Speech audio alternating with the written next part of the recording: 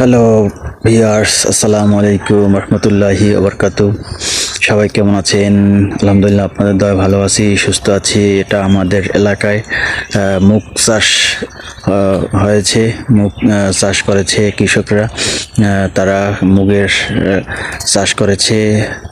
এভাবে যদি প্রত্যেকটা এলাকায় যদি মুগের চাষ করা হয়, ফসলের চাষ করা হয়, তাহলে দেশে কৃষিক্ষেত্রে ব্যাপক উন্নতি হবে।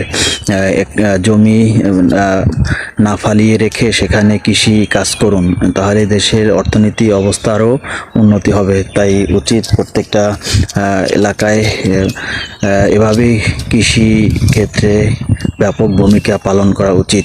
তাহলে দেশে অর্থনীতির ক্ষেত্রে ব্যাপক ভূমিকা পালন করবে কৃষি ক্ষেত্রে। তাই কৃষকরা যেন ন্যায্য মূল্য পায় সেদিকেও দৃষ্টি রাখবেন। যে কৃষকরা অনেক পরিশ্রম করে, তারা ফসল ফলায়, কিন্তু তারা সেই ফসলের স্বাদটুকু পায় না, তারা ন্যায্য মূল্যটুকু পায় না, কিন্তু তৃতীয় পক্ষ তারা লাভটুকু তারাই করে নিয়ে যায়। তাই কৃষকের দিকে খেয়াল রাখবেন এবং কৃষিক্ষেত্রে উন্নতি সাধন করার জন্য চেষ্টা করবেন।